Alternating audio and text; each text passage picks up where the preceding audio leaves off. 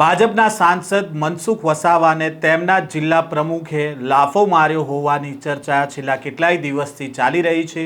તેવામાં જાહેર મંચ પરથી ચૈતર વસાવાના પત્નીએ આ મુદ્દાને છંછેડ્યો હતો અને તેને જ લઈને હવે મનસુખ વસાવાએ આ લાફાવાળી વાતને લઈને અનેક ખુલાસા પણ કર્યા છે। શું છે આ સમગ્ર વિવાદ, તેની વિગતે ચર્ચા કરીશું આ વિડીયોમાં। વૈષ્ણવજન તો તેને કહીએ જે પીડ પરાઈ જાનાને રે। નમસ્કાર, નવજીવન ન્યૂઝમાં આપનું સ્વાગત છે। હું છું જયંત દાફડા। ડેડિયાપાડાના ધારાસભ્ય ચૈતર વસાવાની પત્ની વર્ષા વસાવાએ એક સભામાં સંબોધન કરતા કહ્યું હતું કે સાંસદ મનસુખ વસાવાનું નામ લઈને તેમણે દાવો કર્યો હતો કે ભાજપના જિલ્લા પ્રમુખ નીલ રાવે તેમને લાફો માર્યો હતો અને ચૈતર વસાયા ચૂંટાયા પછી એક પણ દિવસ તેઓ ઘરે નથી રહ્યા, સતત પ્રજાની વચ્ચે રહે છે અને એટલે ભાજપ સરકારને તેઓ આંખમાં કણાની જેમ ખૂંચી રહ્યા છે અને એટલા માટે નાના નાના કેસ કરીને એમને જેલમાં મોકલી રહ્યા છે।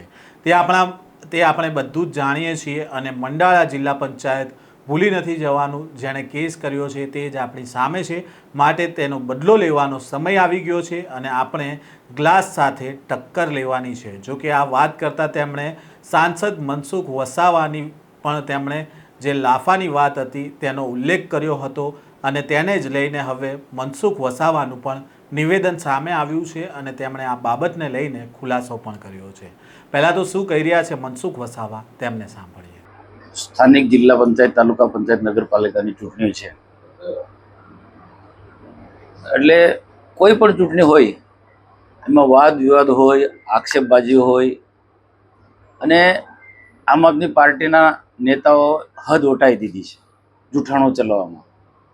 જે જૂઠાણું ચલાવવામાં હદ વટાવી દીધી છે અને આપ બધા જાણો છો તેમ સોશિયલ મીડિયામાં પણ અમારી પાસે એમની પાસે એવા કોઈ મુદ્દા નથી કે અમને દબાવી શકે, કે અમને બદનામ કરી શકે।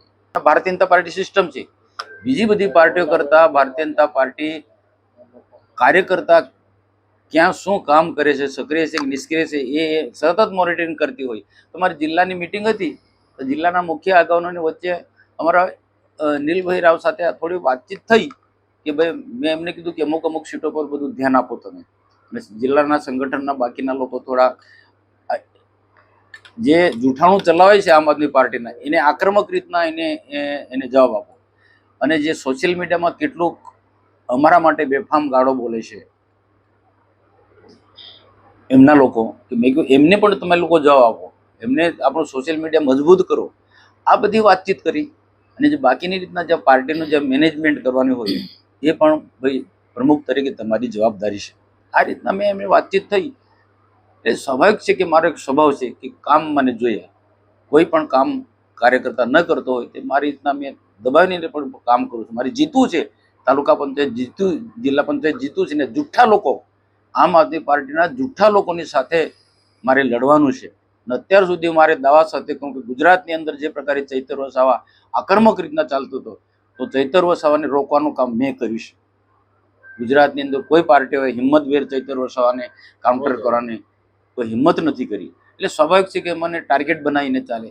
ન જેવી પાર્ટી કાર્યાલયમાં અમારી વાદ વિવાદ થયો છે નાનો મોટો, હું સ્વીકારું છું, પણ એ ઘરની બાબત છે, પરિવારમાં પણ નાનો મોટો આ ઝઘડો થતો હોય એને ખોટી રીતના એમને આખું ચગાવ્યું છે કે મનસુખભાઈને નીલ રાવ વચ્ચે ઝઘડો થયો, આમ થયો તેમ થયો। એવો કોઈ ઝઘડો નથી થયો અને એવું કોઈ ગાળાગાળી નથી થઈ કે એવું કોઈ બોલાચાલી પણ નથી થઈ। કદાચ કોઈ અમારી વાત વિવાદની અંદર કોઈક એવો વિડીયો એમની પાસે આવી ગયો છે, એમાં એ પણ બતાવે કે અમે મારામારી કરી કે ગાળાગાળી કરી, એવું કશું છે જ નથી। આવો હું ઊંચા અવાજથી બોલ્યો છે, ઊંચા અવાજ બોલે, હું સ્વીકારું છું, અહીંયા પૂરતું ને કોઈ પણ જગ્યાએ। એટલે વર્ષાબેન તો મારી દીકરી સમાન છે, એનો કોઈ વાંક નથી। એને આમ આદમી પાર્ટીના એક સોશિયલ મીડિયામાં એનું કામ કરે છે આમ આદમી પાર્ટીનું, એ સુરતના કાર્યકર્તાને આ વાતની ખબર હતી, સ્પેશિયલી આવ્યો અને આ સભામાં વર્ષાબેનને તૈયાર કરી કે તમે મનસુખભાઈને માટે આવું બોલો। પેલી વર્ષાબેન ના પાડી, ના એમ ચૂંટણી બોલવું પડે તમારે, અને જબરજસ્તી વર્ષાબેનને બોલાયું કે મનસુખભાઈને નીલ રાવ જિલ્લા પ્રમુખનો ઝઘડો થઈને મારામારી થઈ, એટલે એ પેલી બેનની બિચારીને ખબર બી નથી. એટલે એ તો નાદાન છે, એ તો મારી દીકરી બરાબર છે. એ મારી સાસરીમાં મારી ભાણી છે, તો એ મારા માટે આવું ના પણ આ આમ આદમી પાર્ટી નિમ્ન કક્ષાનું રાજનીતિ કરનારા લોકો આવા પ્રકારનું એમને ઉશ્કેરીને બોલાવે છે. ક્યાંક તો આમ આદમી પાર્ટીનો વ્યાપ વધારવા માટે ચૈતરને પણ ટાઈટ કરે છે કે તમે મનસુખભાઈના વિરુદ્ધમાં આમ બોલો. ચૈતરભાઈ મને કીધું છે કે શું કરું, મને આ લોકોએ મેં કીધું ભાઈ તું મારે શા માટે મને ટાર્ગેટ બનાવે છે, ને આપણે એક પરિવારના લોકો છે, તું આ કઈ હદ પર જઈ રહ્યું. ત્યારે એમને દિલથી કીધું કે ખરેખર મારી ઈચ્છા નહોતી, પણ મારા પાર્ટીનું દબાણ હતું અને મારા પાર્ટીમાં મારે ઇમેજ બતાવવા માટે પણ મારે એમને કઈ પ્રકારે મારે બોલવું પડ્યું. મનસુખ વસાવાએ આ લાફાવાળી વાતને લઈને ખુલાસો કર્યો અને તેમણે કહ્યું કે આમ આદમી પાર્ટી ખૂબ જ નિમ્ન કક્ષાનું રાજકારણ કરી રહી છે. સામાન્ય બોલાચાલી થઈ હતી પણ મારામારી નથી થઈ. આમ આદમી પાર્ટીના નેતાઓ જુઠ્ઠાણું ચલાવવામાં હદ વટાવી રહ્યા છે અને તેમની પાસે એવા કોઈ મુદ્દા નથી ચૂંટણીના કે ભાજપ સામે તેઓ લડી શકે, અને તેટલા જ માટે એમને દબાવવા માટે અને બદનામ કરવા માટે તેઓ જે આ લાફાની વાત છે તેઓ કરી રહ્યા છે.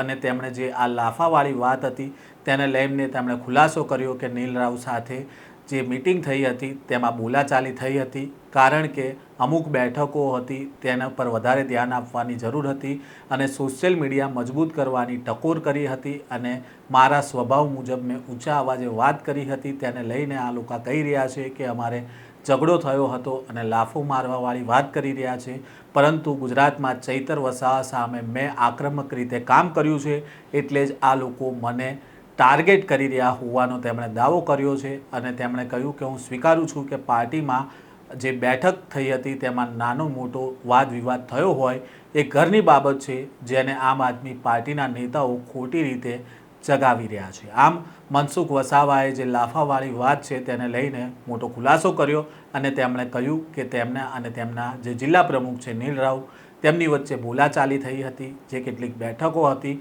ત્યાંને લઈને સૂચનો આપવામાં આવ્યા હતા અને તેને જ લઈને થોડો વિવાદ થયો હતો, અને આમ આદમી પાર્ટીના નેતાઓ તેને ઉગ્ર સ્વરૂપ આપતા હોય તે પ્રકારનો ખુલાસો સાંસદ મનસુખ વસાવાએ આપ્યો છે. આ પ્રકારના વધુ સમાચારો સાથે ફરી મળીશું. નવજીવન ન્યૂઝ સાથે જોડાયેલા રહેજો. સાથે જ અમારી આ ચેનલને લાઇક અને સબસ્ક્રાઇબ કરવાનું ભૂલતા નહીં. નમસ્કાર.